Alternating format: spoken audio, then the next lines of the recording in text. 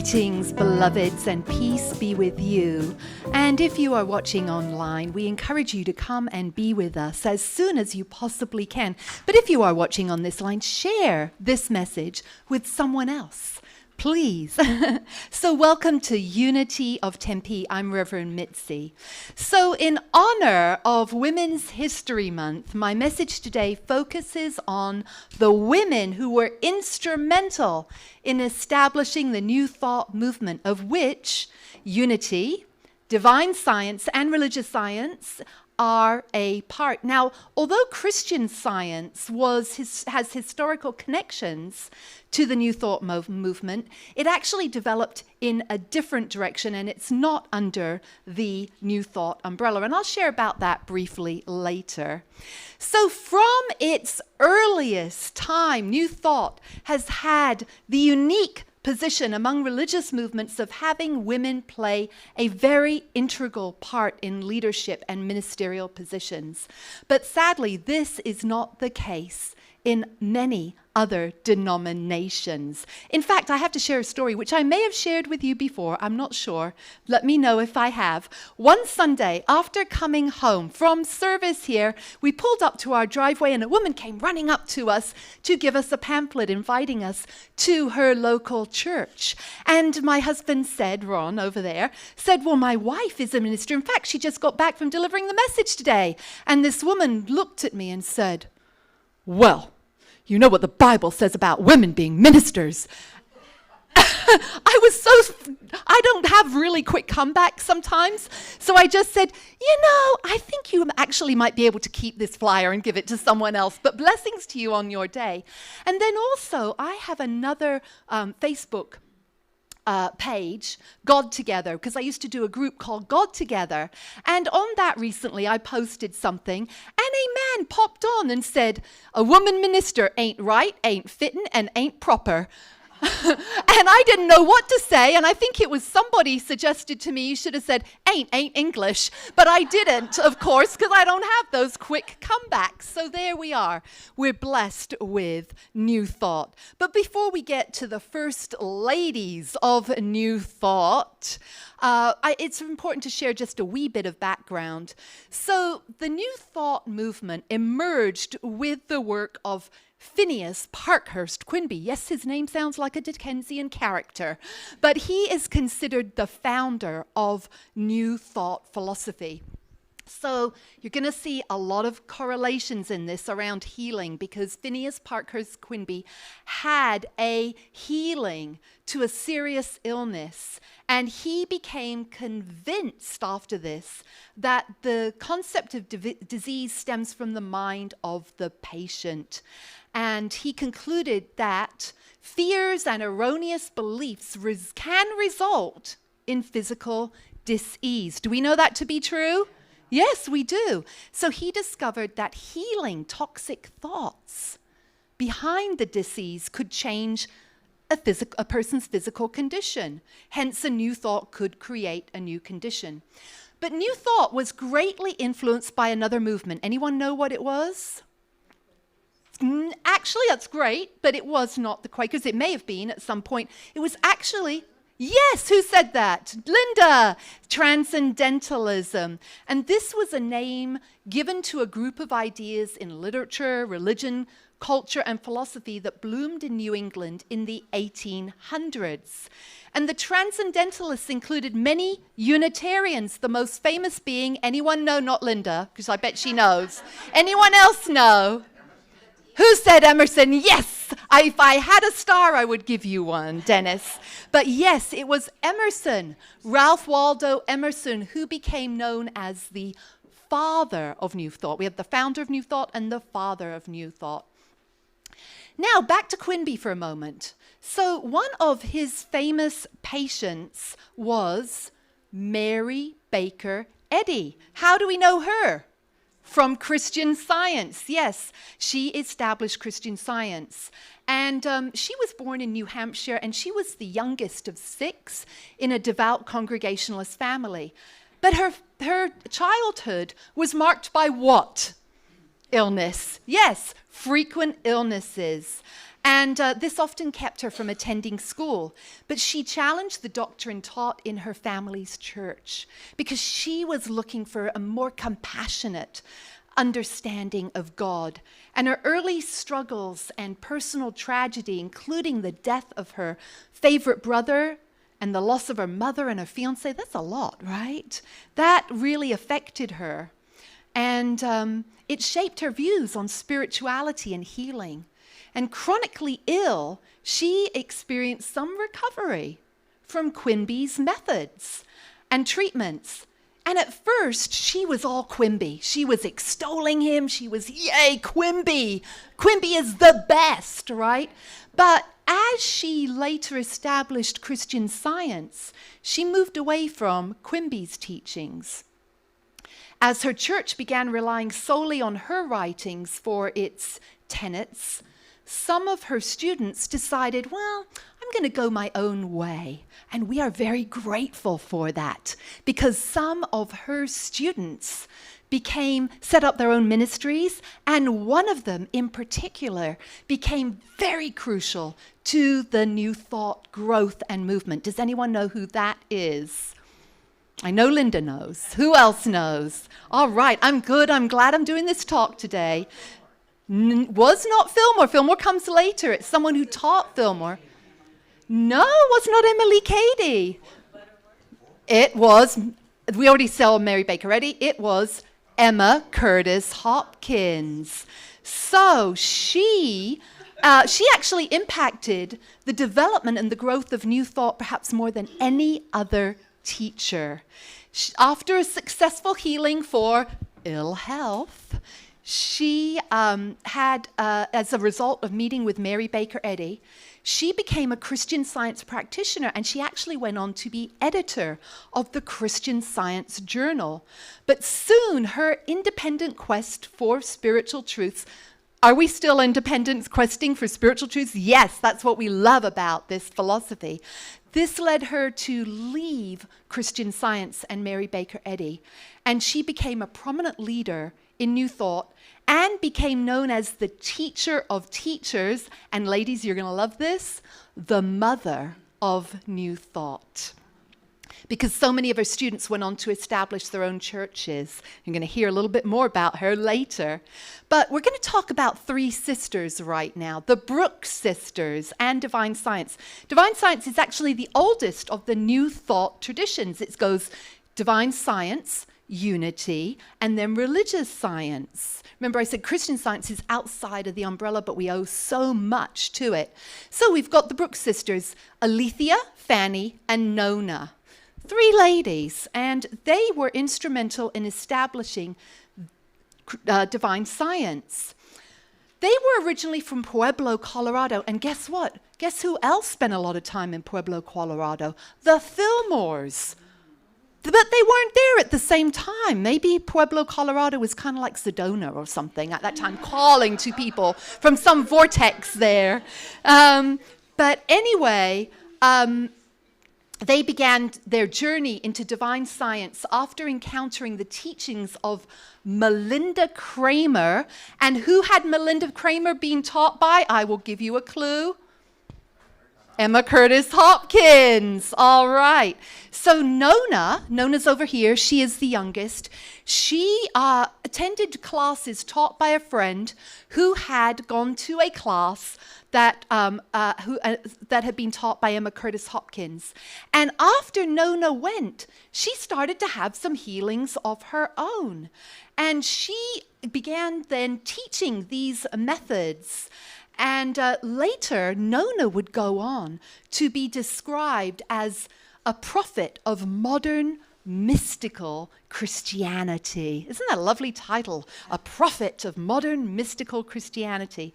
Meanwhile, Fanny, who's the middle daughter, she began teaching classes and learning about Melinda Kramer of San Francisco, who was teaching a similar type of healing, which was called Divine Science. And here's Melinda Kramer. And guess what Melinda Kramer had suffered from? Ill health, and she'd had a healing. And this is how Divine Science began. She, during an intense moment of prayer and desperation, received an insight that shifted her understanding and relationship with the divine. And she realized that her health did not have to be determined by physical circumstances, but could be transformed through spiritual understanding and alignment with divine principles. Does this sound familiar at all, right? So Melinda was healed and began to share her newfound enlightenment through teaching. And in 1888, she incorporated the Home College of Divine Science and began publishing a magazine called Harmony. Now, the Brooks sisters, they all were like, oh my gosh. They probably didn't say that, but they were all identifying with Melinda Kramer's teachings. They're like, she's teaching what we're teaching. Is it because of Pueblo? I don't know what it's about, but it's about something. And so they agreed to that they should all get together and that the name Divine Science should be given to what they were all teaching, because Melinda had already kind of established it. And so this cooperation was bonded between them. Now, by 1918, there were Divine Science churches in Denver, Los Angeles, Seattle, Oakland, Boston, Spokane, Portland, and St. Louis. That's pretty amazing, right? So now we're moving to a name that we all know. You can say it now. Who is our co-founder of Unity? Which one? Well, who are we talking about today? Women! We're talking about the first ladies. So yes, we love Charles, but we are talking about the ladies today. So we're going to Myrtle Fillmore. Her given name was actually Mary Caroline Page, and she was born in Ohio. She was one of the 7th of 8 children, and that's nothing. Some had like so many children. This is actually kind of a small family for that time. But anyways, and her father gave her the nickname Myrtle as a child, and it stuck. I'm not sure why, but that's what happened. She grew up in a strict Methodist household, but despite her parents' puritanical teachings, because the Methodists are kind of liberal now, but they were not so much then, or more liberal, I would say. But she followed her own spiritual path, Myrtle did. And during her childhood and into adulthood, she faced so many health challenges, including an inherited tubercular condition. And she was in despair often about this because the medicine of the time and the doctors couldn't give her any relief. But she didn't let this keep her down. She was a voracious reader. She read everything she could get her hands on. And at age 21, she enrolled in Ohio's Oberlin College, which just a few years earlier had become the first college in the U.S. to admit women as well as men. Isn't that stunning? I mean, that was, I can't believe women weren't allowed. I could just point out, the other women only lived to 60. Yes. And she lived to like 80. Yes. Yes, I think Nona lived to longer too. Isn't that long? Yeah, Nona lived to longer than 60. But like, A little longer, but all of them around the like 60 age. I'm not good at math, but I think that's about 80, no? Right? 80, yeah. Yeah, you're the teacher though. But no, my math and I have challenges at times. But anyways, you're absolutely right. But we're going to get into why that happened, because that is a very good idea, or not idea, but something, what? Observation, yes. Now you know why I write my talks out, because I'm not that quick at just kind of coming up with stuff. So anyways, she was at this Oberlin College, and she worked after college. She worked as a school teacher in Missouri, then in Denison, Texas. And in Denison, Texas, is where she first met Charles. Now, Denison was kind of a rowdy town. But guess what Myrtle and Charles found to do there? They went to a literary group. And that's where they met each other. Now, their courtship didn't happen immediately. It was about 7 years later but they kept in touch with each other during that time. And did you know that Charles was 9 years younger than Myrtle? Yes. So They would then get married, and they would go on to have 3 sons. And first they would live in Colorado and later in Kansas City. So after an economic crisis wiped out Charles's successful real estate business and Myrtle became sick with tuberculosis, this is the good part. This is the good part about Myrtle. They went to a lecture by E.B. Weeks, who was a student of, can you name it? Do I have to go back? Thank you. He was a student of Emma Curtis Hopkins. And later, the Fillmores would also study with Emma Curtis Hopkins. Do you see how important Christian Science is to us? Because if there hadn't been Emma Curtis Hopkins, we wouldn't be here today. So even though we don't share their view, their everything about them, we have a connection with them and with that. So people became really intrigued in what led Myrtle to her healing. But here's more about her healing and also some of the other women who carried the unity torch. The year was 1886, and Myrtle was in her early 40s. She and her husband Charles attended a lecture by metaphysician Dr. E.B. Weeks of Chicago.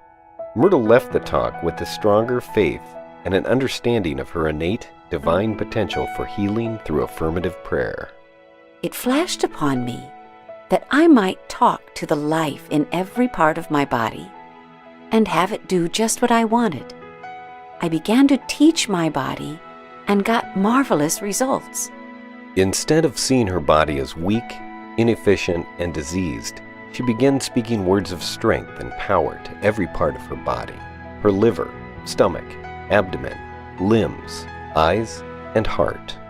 I didn't get discouraged at their being slow to wake up, but kept right on, both silently and aloud, declaring words of truth until they did respond. And neither did I forget to tell them that they were free, unlimited spirit. I told them they were the centers of life and energy, omnipresent. Myrtle began regularly affirming, I am a child of God, and therefore I do not inherit sickness. By repeating this affirmation, Myrtle believed she was going to get better. And 2 years later, she did. In 1888, she was healed of the tuberculosis condition that had threatened her life. Myrtle remained committed to blessing and encouraging her body with true thoughts and words. I became very watchful as to what I thought and said. I didn't let any worried or anxious thoughts into my mind. And I stopped speaking gossipy, frivolous, petulant, angry words. Myrtle was excited by her healing discovery, and so were her family and friends. She began working with others in need of healing. In time, her husband Charles Fillmore began his own practice of prayer and meditation. He began to heal from an ice skating accident he had at age 10. In 1889, inspired by Myrtle's transformation, the Fillmores founded the Unity Movement in Kansas City, Missouri, as a healing ministry based on the power of prayer and the power of thoughts to create reality. In 1890, the couple pioneered a prayer outreach that grew into Silent Unity, the 24-hour, 7-day-a-week prayer ministry that still serves the world today. I want everybody to know about this beautiful, true law and to use it. It is not a new discovery, but when you use it and get the fruits of health and harmony, it will seem new to you, and you will feel that it is your own discovery.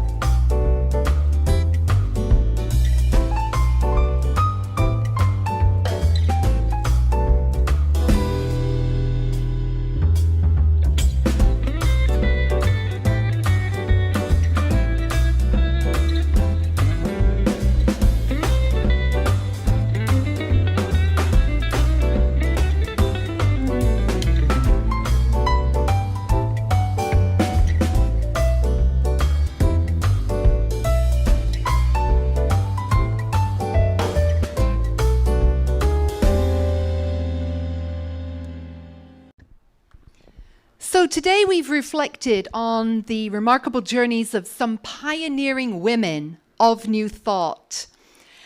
There are many more. There's many more that we could have included, but we would be here until our plane goes next Sunday. So we'll save that for another message.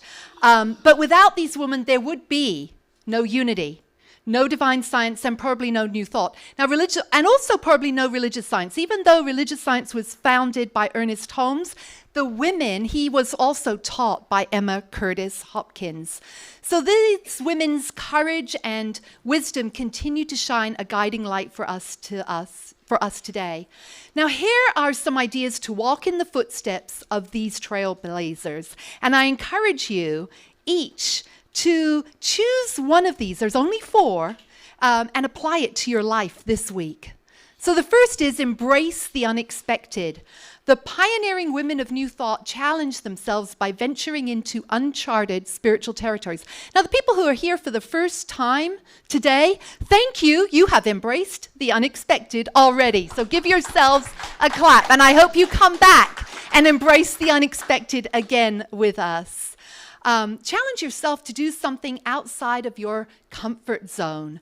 Perhaps initiate conversations with strangers, or practice public speaking, or take classes on unfamiliar subjects, or you can volunteer to serve on the board of Unity of Tempe. Yes, stepping out of your comfort zone opens you up to new experiences and perspectives.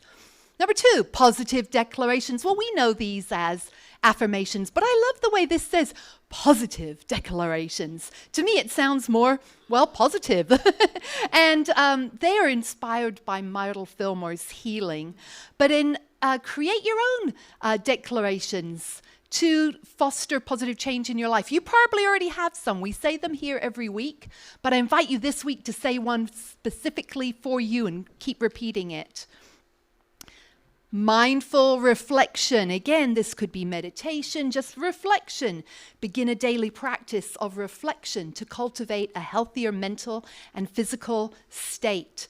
And dedicate 10 minutes, if you can, to that. You can journal your thoughts that come into your mind, because regular reflection can improve our mental clarity, reduce our stress, and promote a positive mindset. Okay, one more. So I'm going to ask you to raise your hand which one you're going to do. Historical perspective. While it's wonderful to come here on Sundays, it's important to do spiritual work during the week.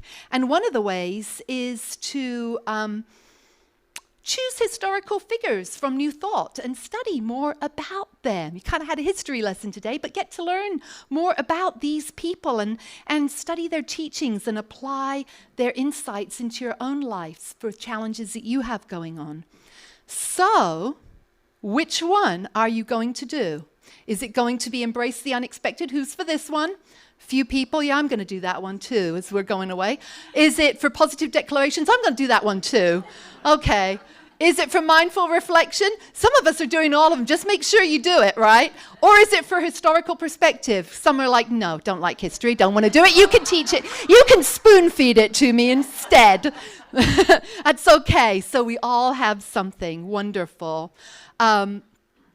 So, to anchor this message today, Ron found this amazing song by our beloved Karen Drucker, and it's so perfect. The video came with it. It is brilliant. You're going to love it.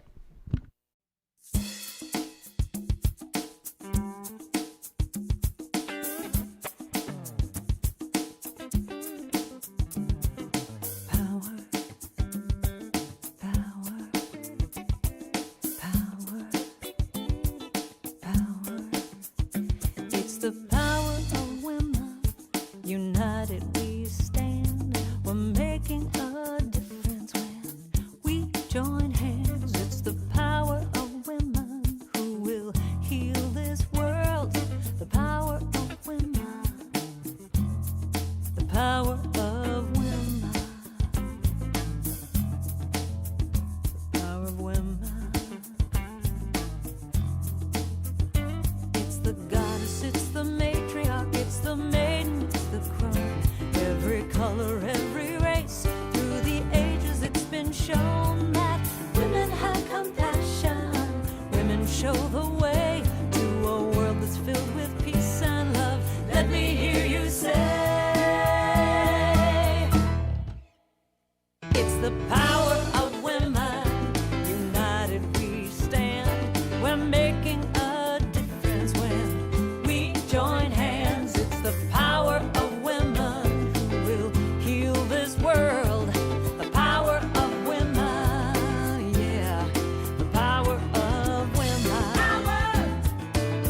It's just the power of women. Power!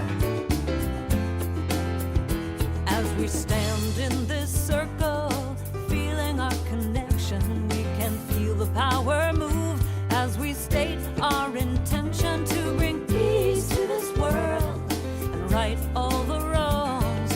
Joining now in sisterhood, we lift our voice in song and sing. It's the power of women. United we stand. We're making a difference when we join hands. It's the power of women who will heal this world. The power of women, yeah. Power of women. Power. It's just the power of women. Power.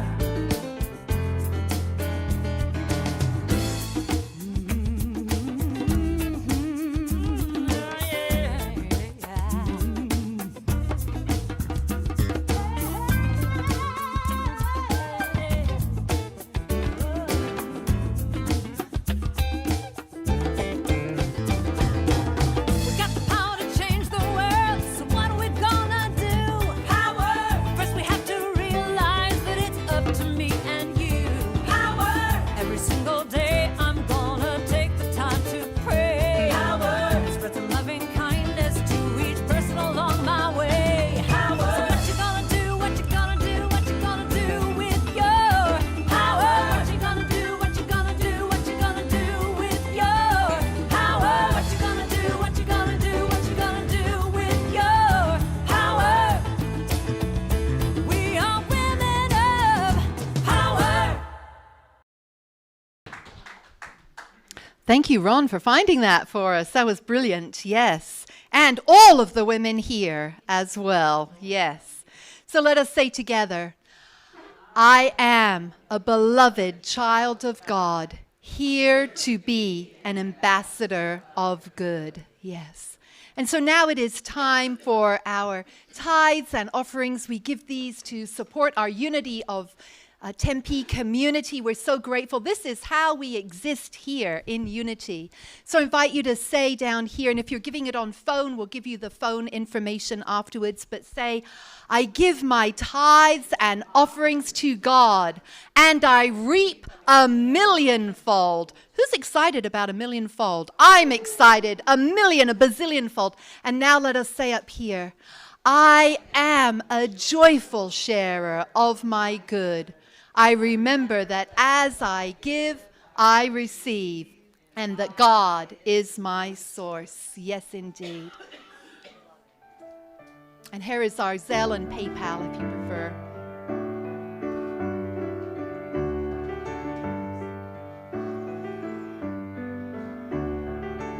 Thank you, thank you, thank you, God, for these wonderful blessings. We open our hearts, our minds, and our spirit to receive these blessings. We are so grateful that each and every person giving does indeed receive a millionfold, whether it be financial or spiritual, mental, emotional, healing, and love and generosity and kindness. We know that this is the law and how it works. And so we accept and we are blessed. We are blessed, and each person here is blessed. We're so happy, Divine Spirit, to be able to give. Thank you, thank you, thank you, God. We bless every single prayer that has ever been in the prayer box or will ever be in the prayer box. We are so grateful, Divine Spirit, and so it is. Amen. Thank you, Laurie, Reverend Kent, and Reverend Laurie, and Carla. So, a few things coming up. The magnificent Easter brunch. Who has been to the magnificent Easter brunch? A few of us, yes. And there's an egg hunt for the little ones. This is why I have this egg up here. There are a bunch of little plastic eggs in the back, right where Carla is standing in that cabinet. I will not be here, but if anyone would like to buy little sweeties to put in here, candies that won't melt in the sun, not really sunny today, but maybe in a couple of weeks. That would be great. We've got the eggs. If you don't, that's fine too. But they need to go to Epiphany before Easter Sunday. But Easter Sunday, March 31st at 9 a.m. in the courtyard. If you are coming to this, sign up. They've got their sign-up sheets in Epiphany.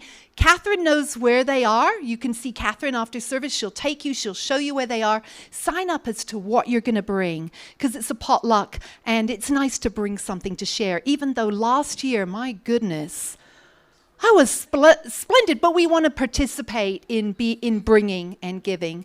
Next, thank you so much for participating in Matthew's Crossing Food Bank, and we do this with the Church of the Epiphany, and our next intentional collection is March 31st, and then it will also be on the very last Sunday of April.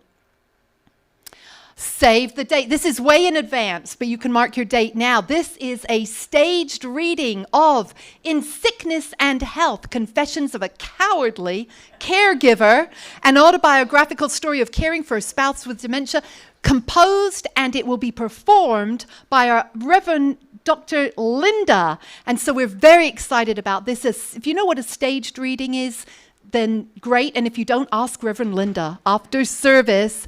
And mark your date. These love offerings will be appreciated. Might be best to leave the little ones at home unless you're okay with them hearing adult language and situations. But remember, it's a staged reading, so there's no action going on in it as well. So yes, wonderful. You're important, you matter, you make a difference, and you are loved. Be with us next week for more spiritual inspiration to support you in living your best life.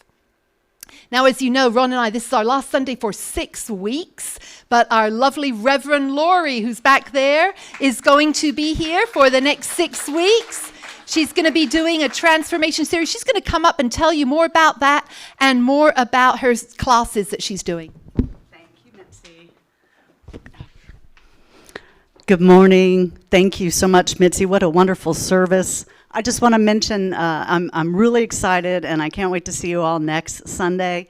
And in April, after Thanksgiving, we're going to start on April 3rd. Oh. Wow. Where did that go? I'm giving thanks right now. So after Easter, which we encourage you to sign up for the potluck. That's going to be an amazing, amazing time at 9 a.m. on Easter.